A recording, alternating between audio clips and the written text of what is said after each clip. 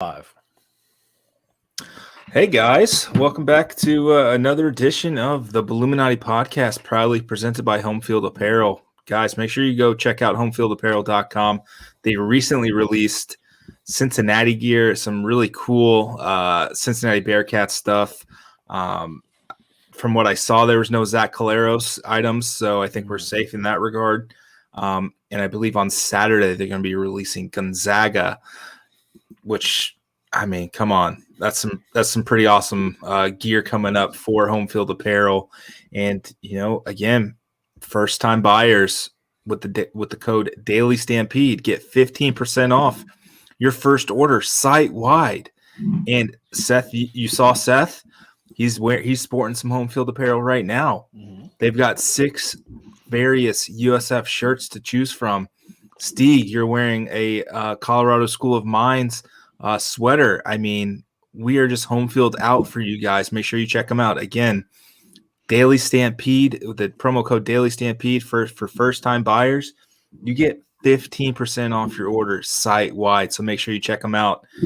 And guys, we've got a pretty jam-packed show for it being in the late January, a week or two before late signing day, whatever you want to call it. I think exactly a week from today. Exactly a week from today. How about that? What, February 1st? Second or third or something. It's preferred walk-on day is basically what it is for USF this year.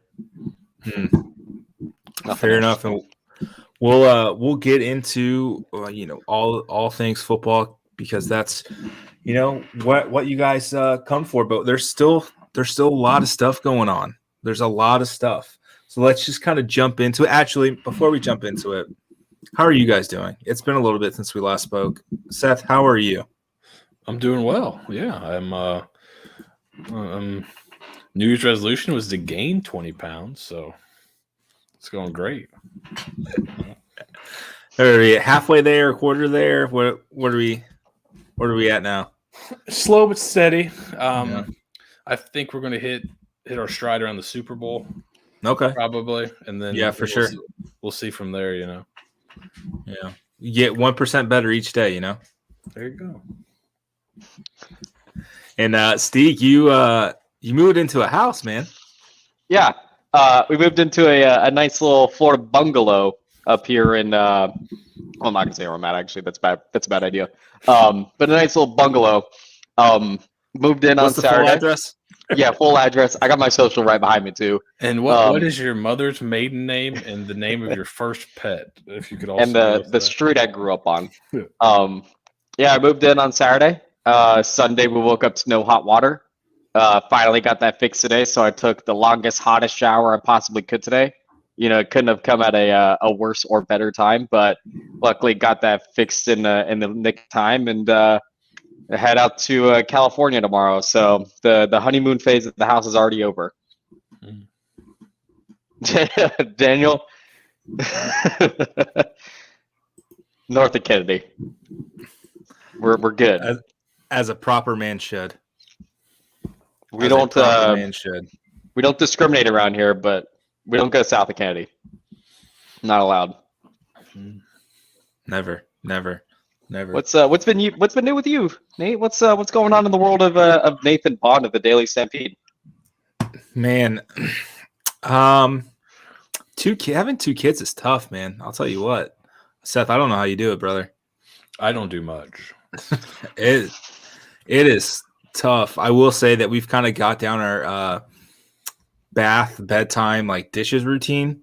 So instead of finishing up all the chores at 10:30, it's more like 8:30 now. So we have all this free activity, and Samantha and I for the last 3 weeks to a month have been we're forgetting something. Have we forgotten a kid? Is there something we're not doing? But every single day it's the same thing. It's awesome. Really kind of getting down into a routine has been really nice. Frees me up to play some Xbox, I'll be honest. So there's that. So yeah, that's really what I've been doing, man. I just kind of doing my best to survive with 2 kids. And I will say Samantha's at the gym right now. So I'm kind of doing this and making sure the kids are okay. And I think, you may be able to hear Brody kind of waking up and stirring right now. So I may have to jump in 1 second to make sure he's fine. Because if he wakes up Olivia, then I got to restart the entire process. But let's jump into it before I gotta go. First things first, let's jump into men's basketball.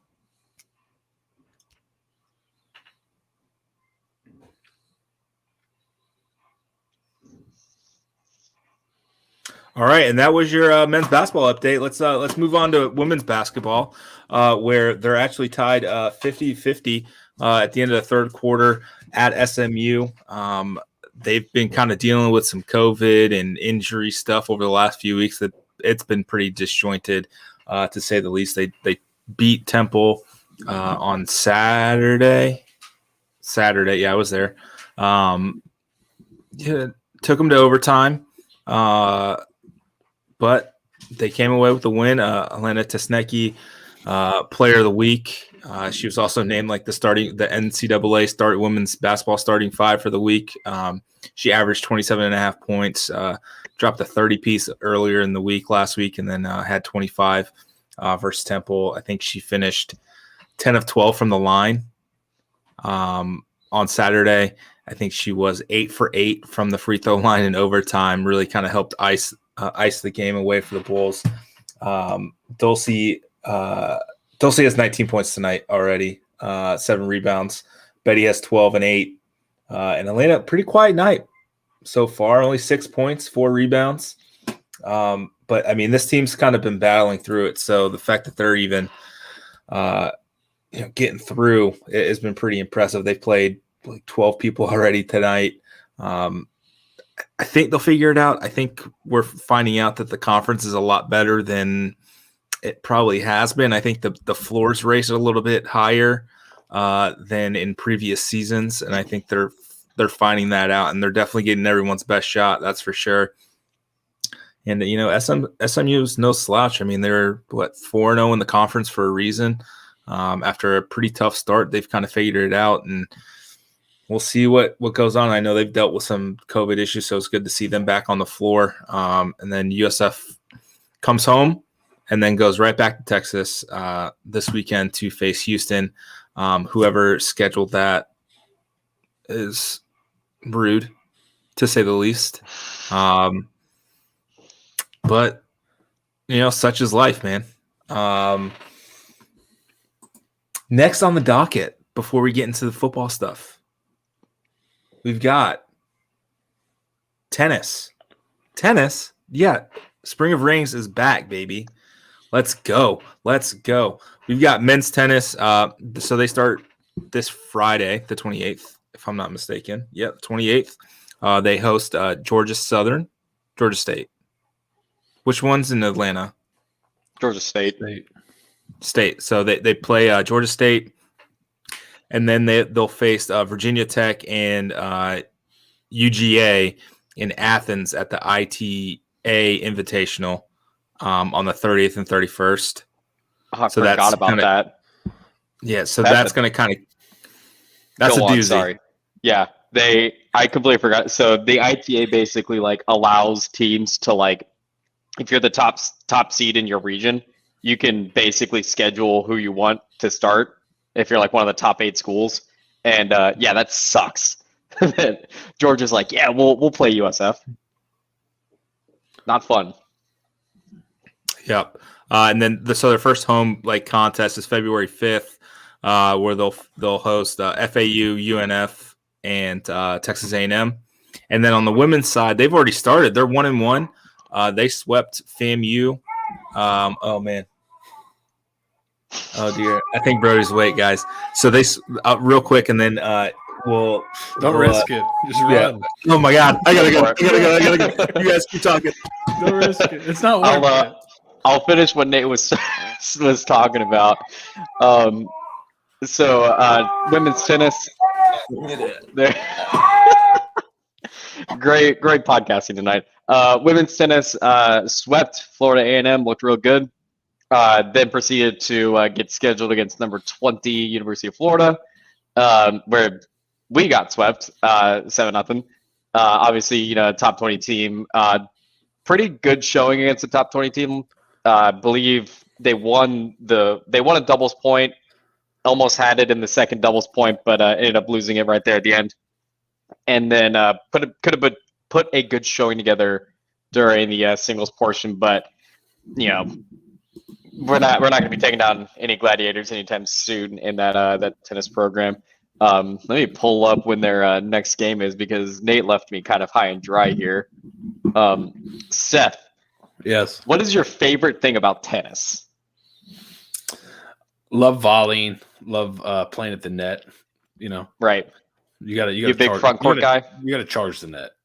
Always you don't just sit back there and just exchange forehands and backhands. Right. Yeah. You got to go for it. You got to hit the nets, just crush it. Who's your favorite tennis player of all time? My favorite tennis player of all time is, I was gonna say Novak Djokovic, but now I was gonna kill a joke and then it just wasn't gonna work. I'm a big fan of I can't remember his name off the top of my head. He's that Australian guy that's an absolute dickhead to everyone, but sometimes has those funny moments on the tour. For me personally, I have to go Andre Agassi when I thought his hair was real, and then once I find out that was a lie, you gotta go to Pete Sampras, like the next hairiest dude in tennis. His was more like chest hair, but counts. I feel like I can pull off kind of the 80s, or not probably like the late 70s, early 80s tennis look right now. I feel like I can get that going for me at some point in my life. You got a little McEnroe in you? Yeah, like yell at just people? a little bit. Just start screaming at people after charging the net. You got to scream at them. That's the whole point. But I'm a Bjorn Borg myself. I'm just 50 Pulse, baby. Hell yeah! So they get elevated. Women's tennis heads up to they head to Memphis for what seems to be a regional tournament. I don't know why this is scheduled the way it is, but they play Xavier on Saturday, and then they play at Memphis on Sunday that after. And they just kind of randomly schedule these conference games, and then there's no rhyme or reason to it, but they'll play there. Got a pretty loaded schedule. Looks like your typical regional matchups, then your random, hey, let's play Xavier kind of game. So now that Nate's back, what do we got next? What I miss? Talking about our oh, there we go. Next Halloween, Steeg. That, good Lord, I have that hairline going right now. That's scary. Good Lord. We were just talking about our favorite tennis players of all time. Nate, anyone come to mind? Federer. He's pretty good. I like the classics, baby. Federer, Serena Williams. I'm not fancy. I like winners. And you choose this program to cover. That's right. I mean, that's really what it is. So I heard you kind of talk about their upcoming schedule, and they did go 1-1.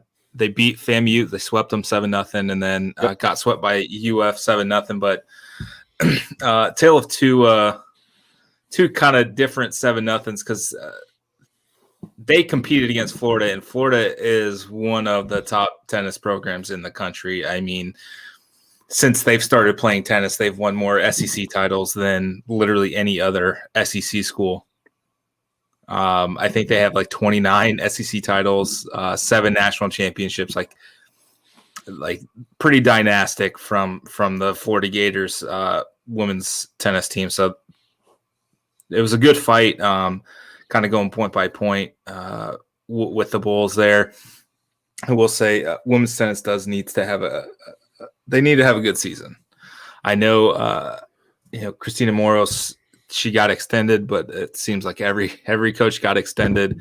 But they need to have a good season. The last 2 years coming into this year, they haven't won. They've won 13 combined matches, or games, whatever you want to call them, in the last 2 years, and that matches their previous total from 3 years ago. So they need to kind of turn it around. They were pretty good. I mean, they were kind of neck and neck with men's tennis for a while there on competing for conference titles, and it hasn't been that way in a few years, and they need to start kind of turn it around pretty quickly here to kind of get things going. And then the true reason for Spring of Rings here, men's golf starts up pretty soon. The reigning defending AAC tournament champions. They bring back a lot of talent. Steve Bradley doing wonders again. Alvin Bergstrom also back. He the individual title winner, and he kind of cruised to it last year.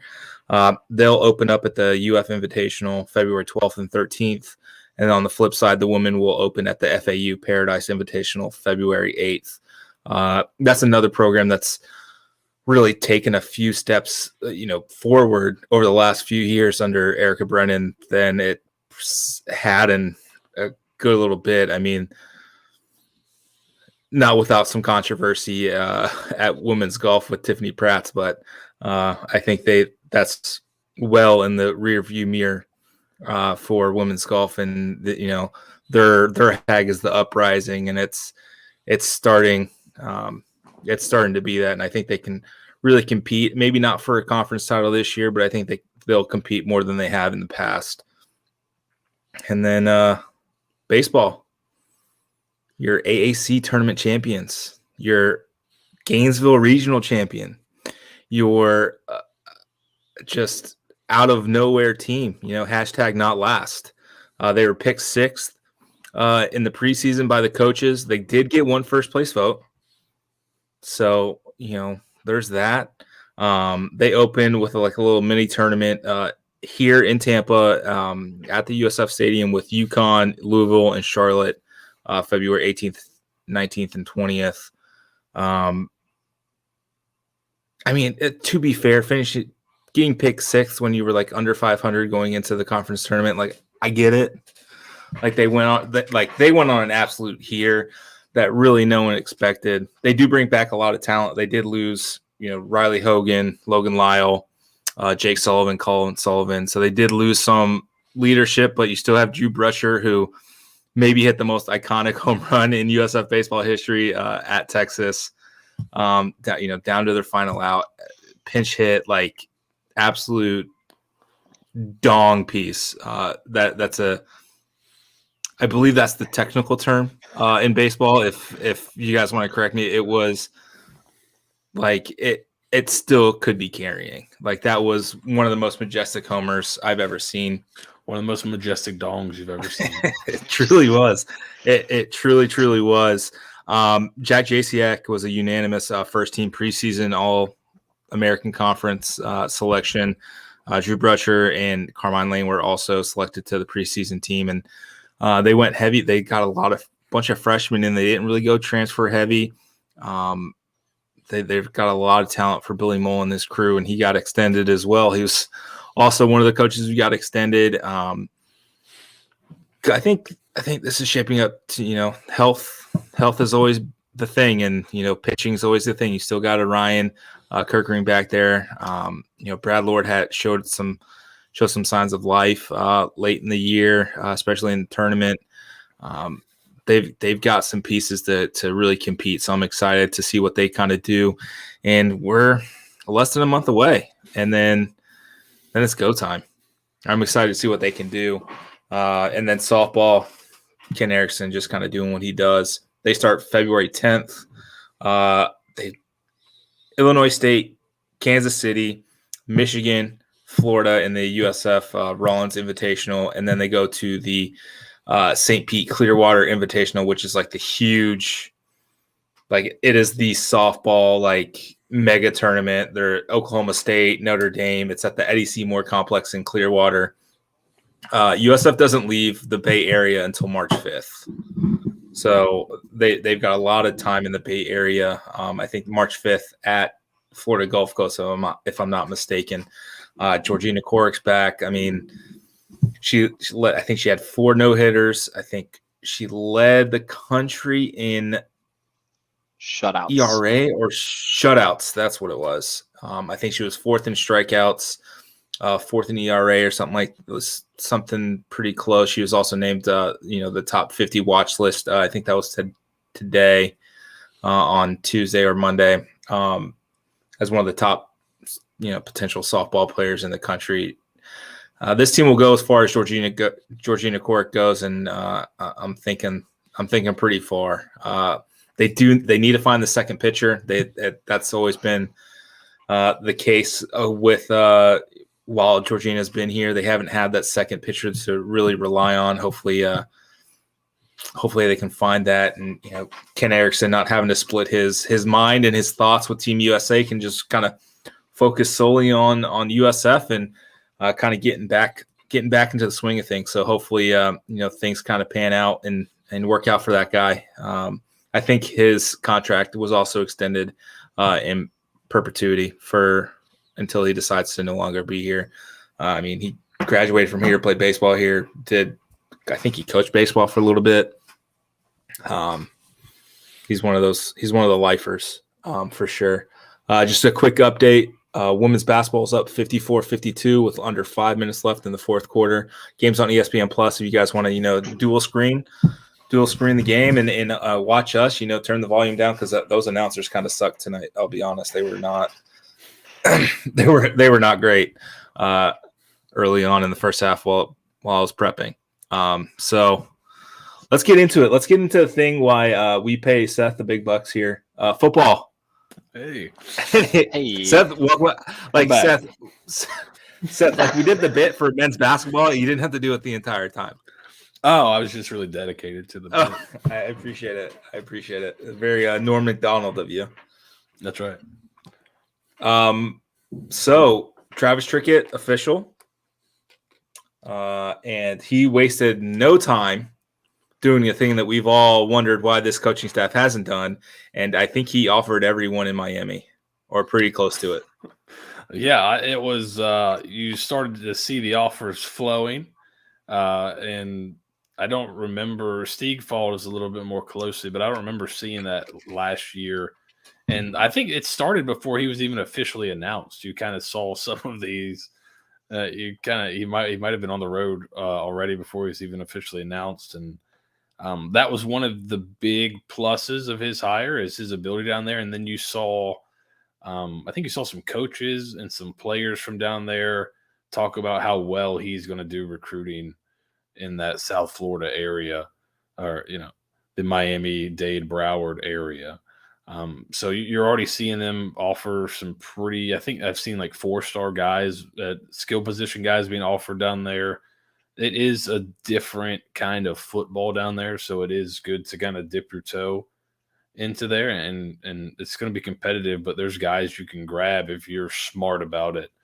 I know, Steve, you've been paying pretty close attention to that. What are you seeing kind of in terms of recruiting, especially in that kind of South Florida? Yeah, it's definitely a refreshing strategy.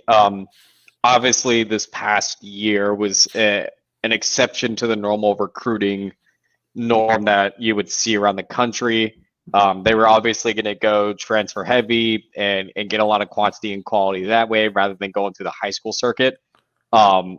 And it was very apparent basically the second after the early signing period that was not going to be the case for this next class of 2023.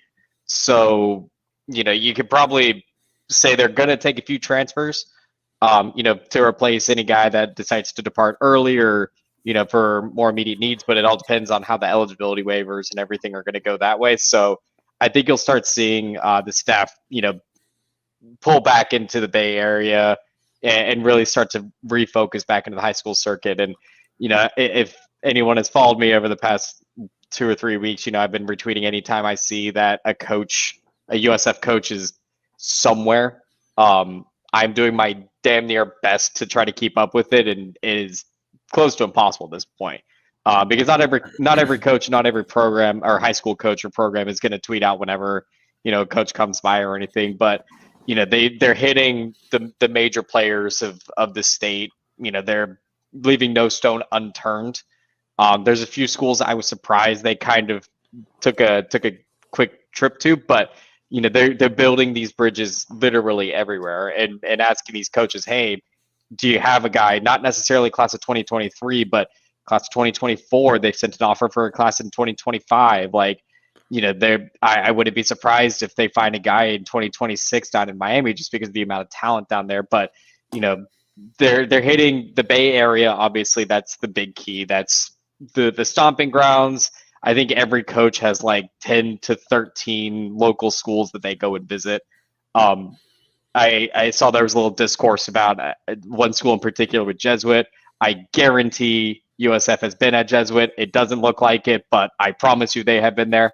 But then even outside of that region, they have the Miami area that Trickett is basically cornered down into. The Jacksonville, Orlando, I-4 corridor there. They have like 3 or 4 coaches kind of handling that. Lakeland, Polk County, some consider it Bay Area. They're kind of their own monster at this point. And then the Panhandle as well. I think Ernie Sims spent a good bit of time up in the Panhandle, as he probably should. And then they're also hitting Georgia a little bit, and then they're also, stretching up into South Carolina. Yeah. They offered, actually, that was one of the 2025 offers. Was this kid from Myrtle Beach. Was kind of getting lightly recruited there for a second. USF offered, and then all of a sudden South Carolina offered. So you can kind of see the trend that this coaching staff has of, finding this hidden talent and finding these guys that might not be recruited at a major program, and then all of a sudden they start getting those bigger offers. So you can only hope that those relationships that have started previously are going to pay its dividends down the road. Yeah, and I saw today Jeff Scott was down at Venice High School, which is probably an hour-ish from campus. But I mean, I think they just won the state championship this past year. They're a really good program. I know my buddy Dave Marino at Palmetto, they've got a couple kids that they've offered. Again, that's 30 minutes from campus. And the person recruiting that area for the previous staff didn't even go down there. And they're putting out like D1 guys every year. Right. So it's nice to see that, a school within 30 minutes of campus is actually having a coach visit. It's probably a good idea to do. And it seems like Steeg said, if you're looking on Twitter, you'll see a coach. I've seen Cam Aiken throw out about 55 offers the last week. It seems like he's everywhere. You see Bob Shoop, a little stiff in his pictures, but he's there. He's there. He looks like a skeleton sometimes, but yeah, Bob Shoop seems like the guy like in the 1800s who like they thought if someone took their picture, they would also take their soul. He looks like he's in witness protection. Every time you take his picture, he's like, "Oh no!" He's about to start complaining about the spaghetti sauce. But yeah, they're everywhere, and it's not the assistant coaches that are going ever. I think Jeff Scott has his favorite schools that he likes to go visit, but like him going down to Venice is like, it's smart. Yeah, they're very strategic on where they're going and everything. And by God, Coach DePrato is like, they send DePrato like across the country if they have to. They just like that guy, and that's finds talent. He finds restaurants too. He does. Yeah. Feed him. He's like, yeah, I know this really good kid that I want to look at up in Wisconsin, guys. I think when they first got here, they couldn't go out on the road really, with COVID and everything, and some of those restrictions are kind of pulled back finally to pre-COVID levels, and you're seeing those guys get out on the road really aggressively. You're seeing a good response to a lot of them. So I think that's important. And you're seeing Jeff Scott go into some of the big time programs himself, and getting a visit from the head coach is always important and kind of shows how crucial you are to the school's plans and things like that. So that is a good sign to see. This is not seem to be a group that's kind of sitting back and just thinking, well, everyone's close to us, we can just get out to them, as we can. Mm-hmm. They're really being proactive, I think. And then it really looked like they had a really good junior day. That was last weekend, correct? I know I saw a couple of, just because, like I said, I follow Coach Marino. He's my buddy. I know I saw a couple of Palmetto guys up there looked like they had a good time. A bunch of really good players that look like were there. This quarterback that they've offered recently, he's from Nice. What's his name? Stokes? Marcus Stokes. Marcus Stokes. Yeah, he's I'm a big a fan. guy that if USF gets, I mean, USF already got the early jump on him. He's, I believe, probably going to be their number one quarterback target going into the rest of spring and into the fall here. I'm expecting him to absolutely just blow up offer wise. He will be very sought after by almost every school in the Southeast. Yeah, he's really interesting. Big, like he's like he's not like super tall. I don't think he's like a 6'2", 6'3" kid, right? If am I correct on that? Like over 200 pounds, I think. Yeah, athletic kid. And what's interesting about him is he kind of throws. If you watch his highlight tape, it's not a ton of just like. There is some of this. I'm not saying this is a bad thing. There's not like it's not just all hit your last step and throw. There's some where he's moving in the pocket and his feet aren't set because just, the rush, and he's still able to make a bunch of throws like off platform, right? Not just the traditional hit your back step and throw it in rhythm. There's rush in his face. He's able to get out, avoid the rush, and kind of make accurate throws on the move, even inside the pocket doing little moves where he's not like totally set, but he's really does a really good job with that. And that's something I don't think is really, you can rep it a little bit, but I think you kind of got some of that stuff or you don't. And that coupled with his athleticism, he seems like a really, just the way he runs the ball and things, he's probably a pretty competitive kid. And he's probably going to be a riser, but I saw that offer go out and heard some people talk about him and watch his film. Yep. I really liked him a lot. Very interesting little nugget about him. Do you guys know who his first offer was? Ole Miss. I'm going to guess West Virginia. No, it was Western Carolina. Western Carolina, that's right. Yes. Kerwin Bell and Cade Bell. Speaking of Miami, like there's if you go down there, you can find players. I think they signed like Western Carolina signed like 2 or 3 3-star players from Miami this past cycle. Yeah. If you go down there, there's enough players to go around if you go down there. Yeah, Western Carolina had like a better class than like most Division I schools. They signed like 4 or 5 3-stars, I think. Yeah, get after it. And that I think that was kind of the thing with Kerwin and Kay to a lesser extent when they were there. They were very good at recruiting. Guess who recruited Brian Petit? Guess who loved him? Guess who we had to cut out a piece of audio because he said his name during a podcast. KB. Like Brian Petit is a dude, and that's who Kerwin and Cade were going after. They wanted Nathaniel Dell and were turned away from bringing in Nathaniel Dell who is now at Houston, absolutely carving up Auburn, carving up literally any school that they play. Like they were very good talent evaluators. I just want to be clear there that they were good at that part of things. How the 2019 season shook out, I think it wouldn't have mattered who was calling plays. That team was a lost cause. Yeah, they seemed like it wasn't just on the field stuff. There were other things that were working against that team off the field. It seemed like.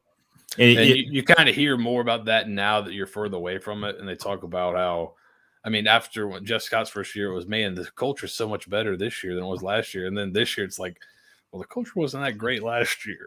Now it's much better. So right. How bad was it in 2019? So. Yeah, exactly. And I you talk to some people and, Kerwin kind of came in with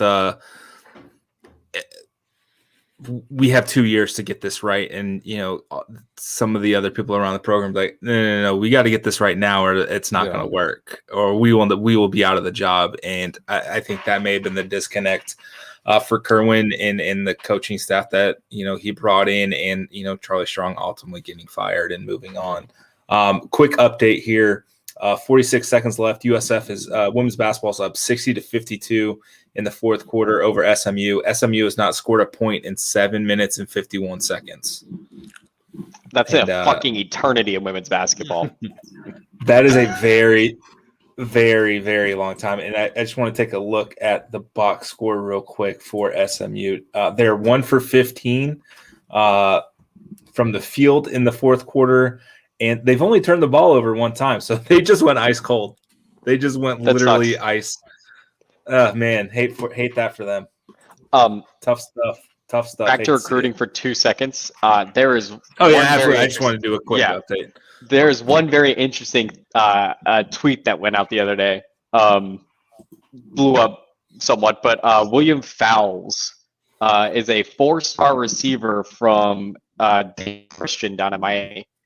Completely unprompted, tweets the words, "Green and gold looking too nice right now," and added Coach Trickett. So if you want to talk about immediate impact kind of thing, getting a 4-star receiver out of Miami would be very good if we can, not get a Darnell Solomon kind of 2.0 kind of situation. But, I think the immediate impact of the recruiting prowess that Trickett has is already being felt. That's a relationship he probably had way back before he got hired at USF. And, now you get a kid like that, a 4-star receiver who probably never would have even looked at USF, is now talking about USF, and just the reverberations that we've seen around, everywhere from the high school players to the coaches. Everyone's kind of raving around the guy. So should be fun. Should be fun to follow recruiting this year. I will say, they be patient with it again. It doesn't seem like the staff wants these guys to. They'll jump in on these guys early and send out that offer early. But I don't want to say they're saying like, oh yeah, once you commit, you're done kind of situation. But I think the staff wants the players to do the due diligence themselves on this, where, some kids are going to take a little bit of extra time to go visit that extra school or go visit, another program if they want to. And USF is obviously there and staying in communication. So I would expect USF to start getting some commits. Probably they'll probably get like a commit or two in like March. Those early guys, those guys are going to beat the drum for the program, the Javon Thomases of the class and everything. I think you're really going to start seeing kids start committing once that indoor practice facility opens and they can sell the dream more clearly to those kids. I'd say probably like June, July, you'll see this class just explode, but it's going to be slow and it's going to look like shit isn't happening. Shit's happening. It's just not always going to be, a consistent stream the entire time. Yeah. And I think, I think you talked about it on Twitter this week, kind of how the classes may be going to shake up. I think having a little bit more evaluation period for these guys, like they did for last year, they kind of waited, and the last 37 days, 20 guys committed. I think you may see that a little bit, just getting a little bit more tape, a little bit more information. I think they'll go heavier with high school this cycle, like you mentioned, but they're still going to be evaluating, through,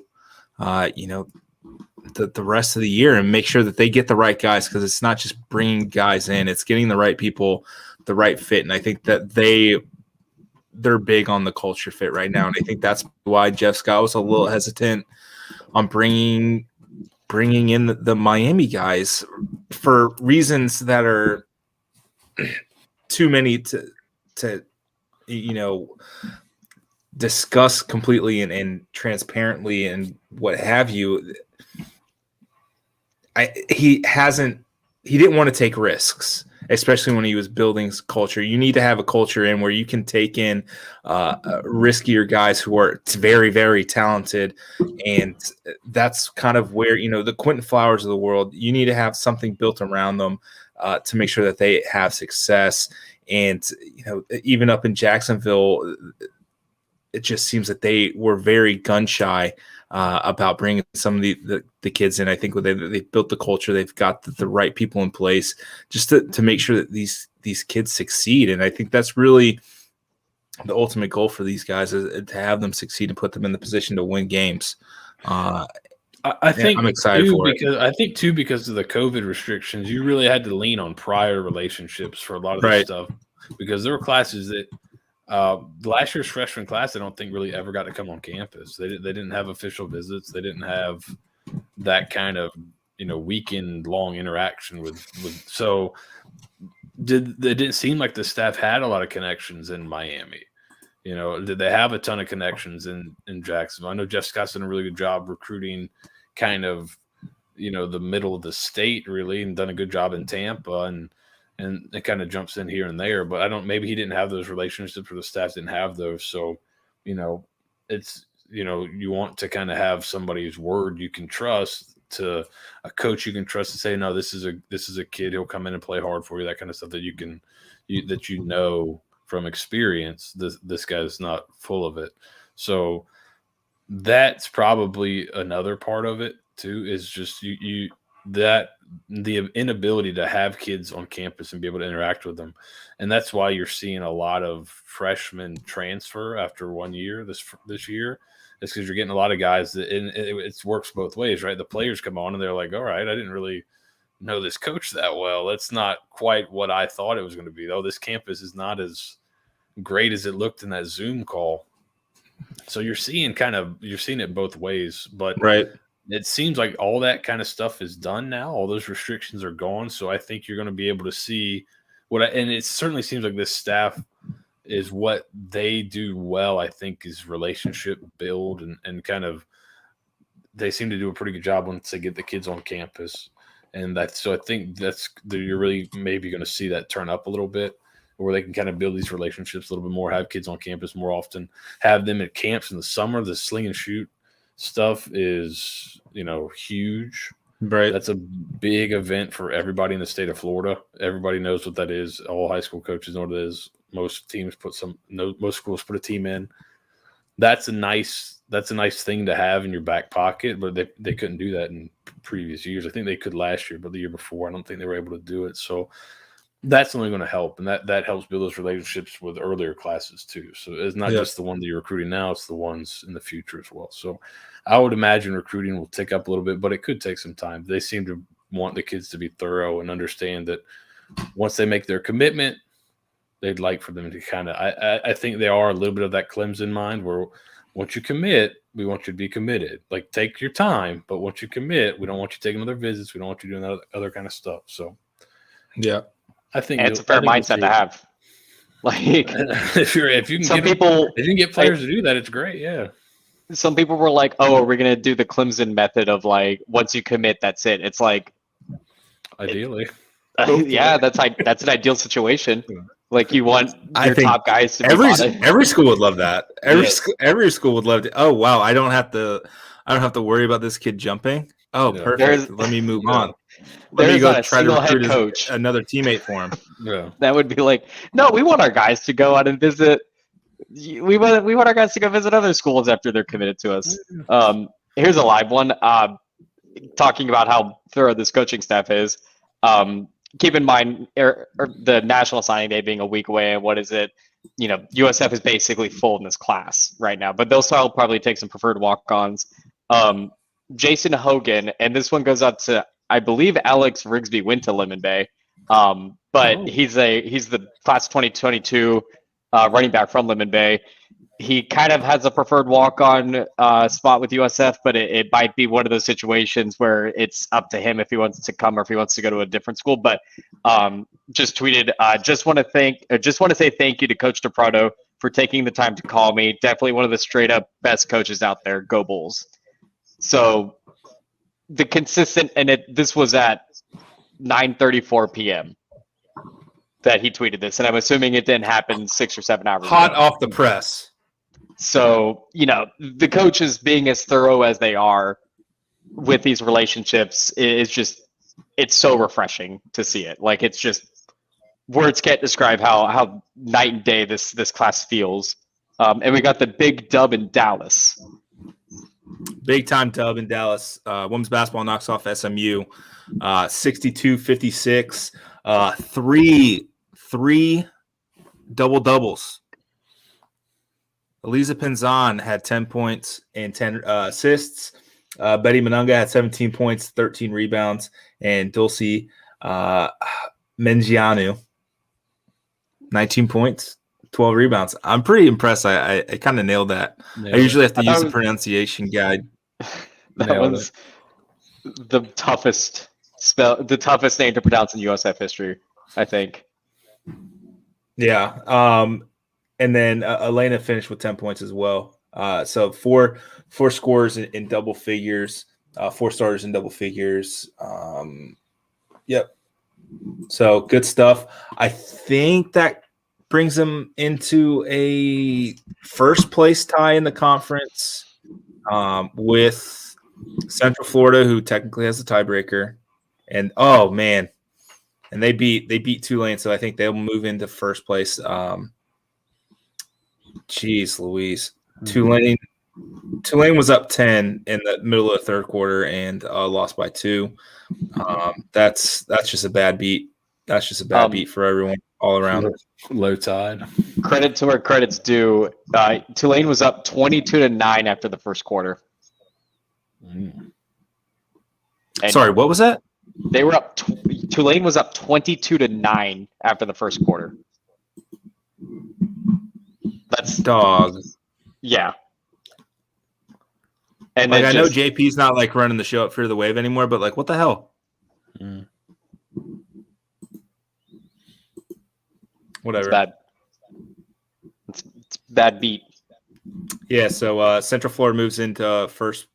They're in first place at 5-1 in the conference. USF also 5-1 in the conference, but obviously currently the tiebreaker goes to Central Florida for their win the other day at USF. But I mean, literally anyone in this conference can beat anyone on any given day. I mean, Cincinnati beat Central Florida the other day. So it's going to be an up and down. It's going to be a nice little battle as we head toward March. And I think USF is an 8 seed, 8-9 line with Charlie Cream at the ESPN bracketology heading into this week. I think Central Florida was also one. SMU may get in. Who knows? But yeah, good stuff. But back to the football stuff. There's been some guys have kind of transferred out. Steeg, quick kind of update on who's no longer with the program, who spent some time in the program. Right. So the two immediate ones is Tyron Barber and Isaiah Cromartie, both transferred out. Neither one of them were on the USF roster when it got updated wherever so long ago it was. So we kind of assumed that they were going to be gone. Let me do my due diligence on this one because I actually didn't check this today. And I've been checking the roster every single day because they update that roster, then kids enter the portal. Nicholas Shivoti is still on the roster, but is confirmed in the portal. So do with that what you will. Mims another one? Was he another one that I Mims think is another one. We last spoke. Mims has portal. Mims has portaled. He has portaled. Are these processings happening? Yeah, I mean the kind of I hate processing, especially in Group of 5, because I feel like that's like you do it at LSU when you have 5-star behind a 4-star linebacker kind of situations. Right, like but yes, like that. Steve, don't sugarcoat it. It's absolutely they've been processed out. Right? There was some what are you doing next year conversations had. Like let's call a spade here, man. I get it. I get it, Steve. You want to I'll be the bad guy here. They got processed out. Thank you. Yeah. So I mean, in the grand scheme of things, I think Mims was a grad player last year anyways. Like he has his degree. I think he entered the portal just to see if throw the line out. Dude went from a walk-on to a scholarship player. Like, yeah, test the waters, man. See what happens. I mean, if he can get his school paid for, why not? Yep. And then the only one that is, and I'm again doing my due. Yeah. So still not on the roster. Jacquez Williams, the gray-shirted defensive tackle from Savannah. He is at some point going to enroll. I don't know if it's academics. I don't know if it's at some point he will be on the roster. He is not on the online roster yet, but he should be at some point. But yeah, I think that's it. I think those were the only two that are transferred out. I gotta say, just kind of in the football realm, but not in the transfer realm, I really like the way they've set up their off-season program. I think it's kind of what I always preferred to do, is set up teams and do a lot of competition. Dan got it. Thomas Nance. That was the other one. Do you think are they being processed, since we're back on that, are they being processed for people coming in, or they just want to have spots open for post-spring, you think? Yes. Yeah. To answer Daniel's question at the same time, I'm not expecting any surprises this week. Or this for the next week. They do have spots open for scholarships. I think there might be some kind of under the table thing saying like, hey, walk on, get a scholarship kind of situation. Don't exactly know what's going to happen there. They did have some 2022 kids come to junior day. There were 3 or 4 that I noticed. So those might be guys that would sign on early signing day as, I don't know if this is the right term for it, but run on, I think is what they're kind of called. Where PWOs? No, not PWOs, but basically like tough it out in the spring, and you'll get a scholarship by like the summer if one opens up. Oh, the blue shirt or something like that. I think KJ Sells or someone like some person was like it wasn't quite a gray shirt, it was like a blue shirt or whatever, that like they went through spring but then they were on scholarship in the fall. Because I asked USF about like the number game, right? Because you can only have so many people, at spring practice. You can only have so many people during fall camp. I think it's like 105 or something like that. You can't technically have like a full roster for some reason. Like you can only have a certain amount. So there was some processing there. So there could be some wiggle room in that regard. But right, and there might be a guy who decides like to basically graduate in the spring and kind of hang up the cleats. Someone that would technically be a grad player, but there might be a surprise. I know that there's like 1 or 2 guys that are interested in coming to USF from the Bay Area that might sign next week, but that's about it, really. I don't think they're going to take any more transfers. I think the guys that they have in right now are in, and they're going to keep spots open in case they get a call from someone in the later spring and say like, hey, I want to come to USF. I'm not going to look at any other school. Yeah, there'll be more movement after spring, I think. It seems to be the typical kind of process of it now, that after spring, guys, the coach can be telling you one thing, but after you go through spring practice and you see, okay, I'm 3rd on the depth chart, I didn't get him as many reps, then they might jump in. Right. And the only thing I can't figure out right now is why Jatorian Hansford, our Missouri transfer defensive end, why he has number 28 and 3. For fun. Maybe. Could be. Maybe he's on a special team with somebody else. They've already got him slotted in. No, it doesn't make very much sense. Do you guys want to touch on the Daniel Chapman question? About the QB room. Can you throw that ball on the screen there, Seth? Yeah. And then Daniel goes on to say, I guess, is there someone who is Trickett's type? Just with regards to that, you go back and kind of watch what he's had before. He's kind of had a mix of different quarterbacks. I don't think he had a guy at Georgia State that ran a little bit more. I think the guys he had at FAU weren't great, but they were kind of a mix. And I'm guessing at Samford, especially as last year, they had some guys that were more throwers because he was still there when Hatcher came in. Hatcher's a big air raid guy.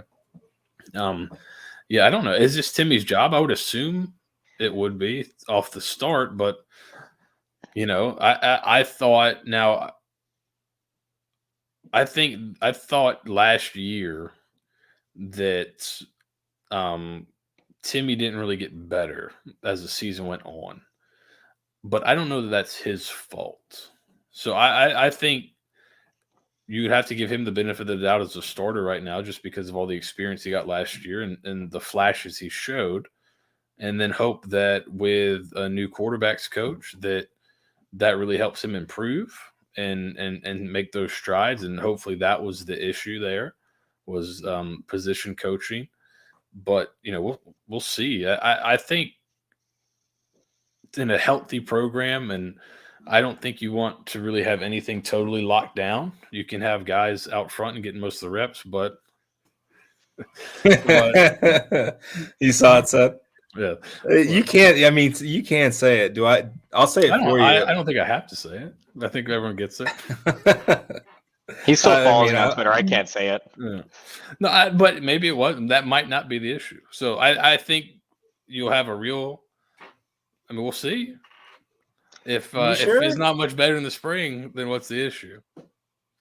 Do you think a spring is indicative of coaching? Like, do you think he gets all the bugs out? Because I mean, Elijah Mack was a star in spring. I think you can get better. It's kind of like, how does he look? If he's just look at him last spring, how was he making plays? He was kind of running around. It wasn't like he was making drop. He did hit some shots down the field, but a lot of it was getting out of the pocket, running around, making plays down the field, not totally in the flow of like what was drawn up on the board, right? And that's so. If it's the same thing this spring, then he's not really taking steps forward, right? Now, if you look at him and he's just sitting back in the pocket, hitting his back foot, getting the ball out because the scheme fits him better, and he's being coached better, I think you can see that. But you can't draw everything from spring, but I think there's some things that can be drawn from that to see if he's improving there. The biggest I thought mark against the position coaching he received last year is you look at the end of the half against SMU and he takes that terrible sack, knocks him out of field goal range. I think Jeff Scott even said, we'll learn from that. You go to the last game of the year when you cannot take a sack against UCF and you take a sack. Pretty much the same exact situation, just trying to get points at the end of a half, end of a game. Can't take a sack there. Well, that didn't improve. Well, you can take a sack there. Well, I mean, you can, and then you lose. Yeah. So that was one thing to me that made me start thinking maybe it's a coaching issue. But yeah, I think you'll get him out front, and then guys behind him. I'm sure if the guys behind him perform better, they'll get more reps, and then maybe you have a real competition. But I would imagine if you're just going off pure like possibilities and pure ceiling, he's probably got the highest ceiling. So let's put some time into him and see if we can get him to reach that ceiling. Yeah. If not, then. And I don't know if we can answer this fully, without speculating too much. But I mean, if you had to give it a percentage of these two things, what percentage of Travis Marsh coming back was more the market dictated he wasn't getting a better option, and he was, promised, or he was told, hey, you're going to have a legit chance to take the starting job. Like, would it be like 51-49? There was either one, or was it more like 70-30? You have a legit chance of starting here, or 70-30? The options weren't great. I don't think there's a problem with Jeff Scott and Trickett sitting down and having a conversation with the QB room and saying to Timmy, hey, you need to get out. You need to go out there and prove it. Any quarterback, any athlete is going to want to go out there and prove that they're the starter. going into spring. But then sitting right next to him is Contreras Marsh, and you say to Trey Marsh, you could be like, hey, you have a chance here because he has to prove it. And if he doesn't prove it, then you prove it kind of situation. You know, you're kind of pushing them both to, you know, hopefully compete against each other, you know, pretty fluidly. But I also do think, you know, Trey's 2 offers out of the portal where I think he visited Wofford and Alcorn State. And, you know, I think his aim is a little higher than that. You know, I think he could have been fantastic at Alcorn. I think he could have done really good things at Wofford. I don't think they run the triple option anymore, but you know, yeah, I think they have I think both Scott GA as their offensive coordinator. Ooh, the world comes full circle at that point. But I think both can exist truly. That, you know, Trey Marsh is coming back because there might be a competition. Timmy needs to prove himself and, you know, establish himself as the starter, and Trey didn't really get the offers out of the portal that he wanted. Yeah, it's definitely a mix of the two. I'm sure he was told he would have a opportunity to compete, and he would probably believe that if he's coming back, right? Because he probably would have gone and, you would imagine, started at one of those schools, but maybe he feels like he's got a good chance to start here, so he'd rather start here than start, you know, at Wofford. So if I'm assuming they offered him that opportunity to compete, and that's why he came back. But yeah, it wasn't like, I think he understands too that he does not have a lot of tape, right? And some of it was not great. And we've heard things. You're telling me his heave at Cincinnati 2 years ago is not the best highlight of him? No. No, they burnt. I don't think that probably didn't go out on the reel. I would think. So yeah, I would imagine he feels like he could do better, or maybe he thought he was going to get a little bit more run when he went in the portal and kind of saw what it was. Like, you know what, I'm better off just trying to compete here. We got a new OC, and yeah. And then Cade Fortin's at Arkansas. I think it's not. It's a walk-on. It's a PWO, right? Yeah. So here we go. USF I'm constantly refreshing Twitter for offers, and we just offered a kid from Yulee. Hopefully the next Derrick Henry. You have a flashback? Yeah. Oh, that New York Times article about Derrick Henry. First off, very offended I wasn't offered to partake in this interview. How many friends do you have that played on that team still? From my high school? Yeah. Like 4 or 5 friends that, you know, every year we talk about Derrick Henry. We all get together and we talk about, you know, shoot the shit of what's going on in life and everything, and then we always bring up us just getting fucking dismantled by Derrick Henry. Because I might want to. I think I need to get you guys on my channel, and we'll do like a 20-minute. You guys can tell me all your horror stories. I think people would enjoy it. Oh yeah.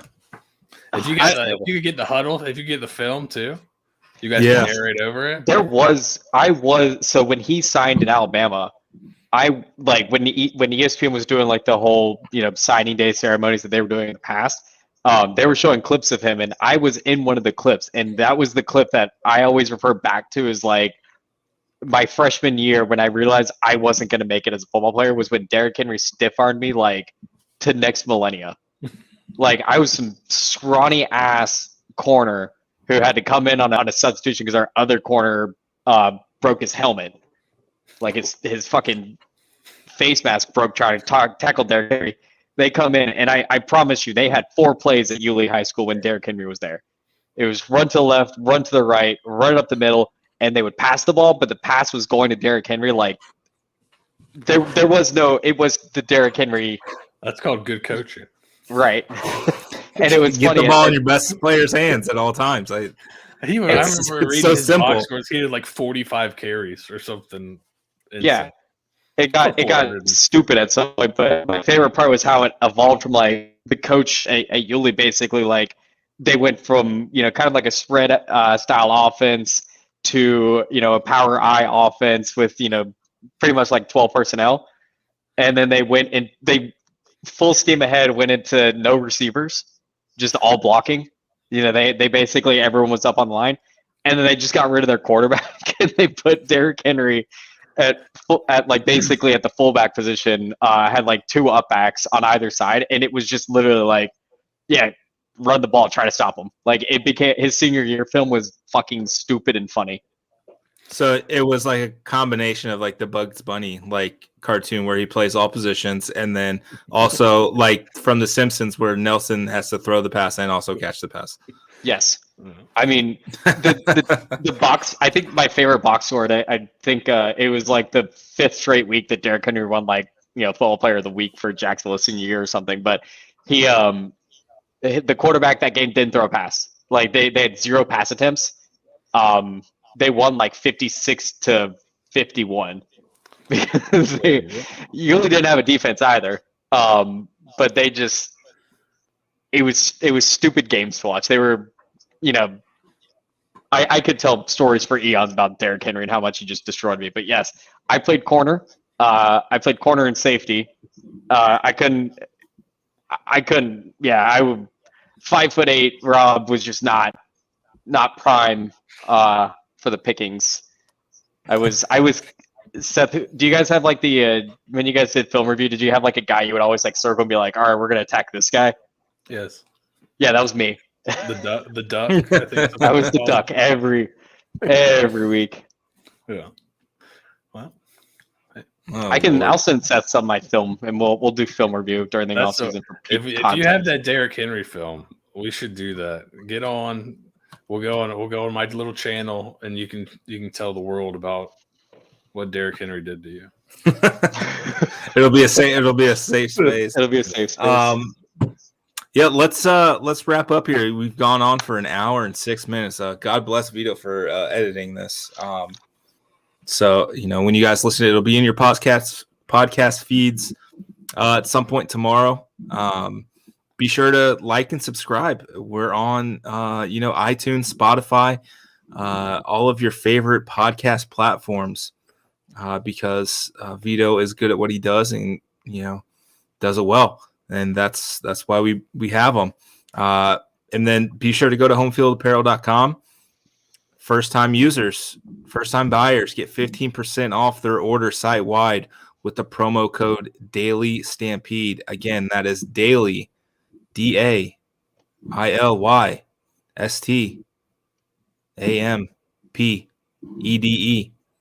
for 15% off your order site-wide for first-time buyers. Homefieldapparel.com. Great partners. Love them. They just released Cincinnati. They're releasing Gonzaga this weekend. And as you see on your screen here, some great collection of USF gear as well. Go buy some merch, guys.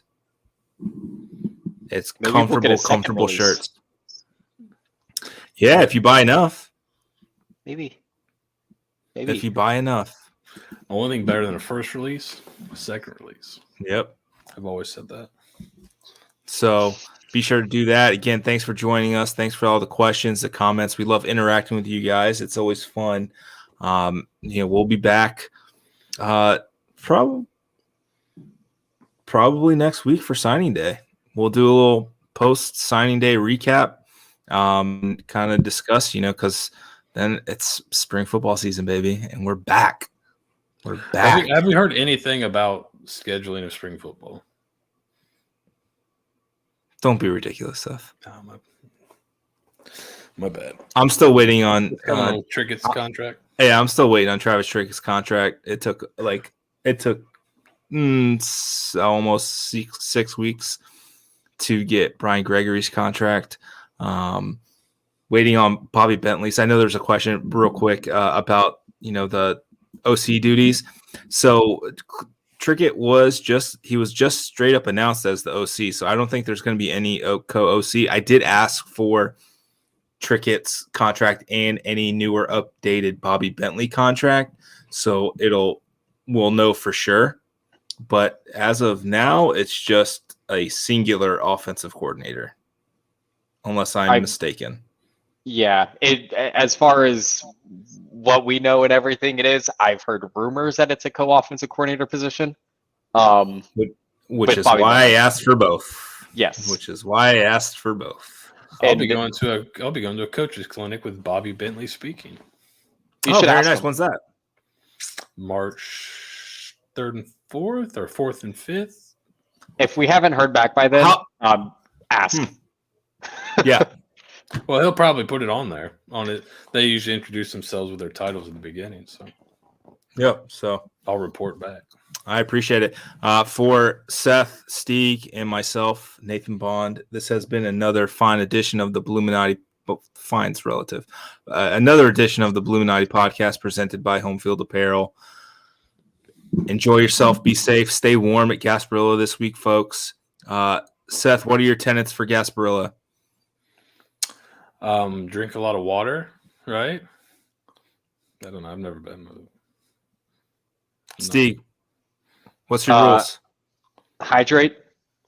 Make sure to hydrate. Eat a good breakfast. You know, the important things. Bundle up. It's going to be cold. And ignore all that and just black out. Just black out by like 9:35. Let's do it. Go Bulls. Go Bulls.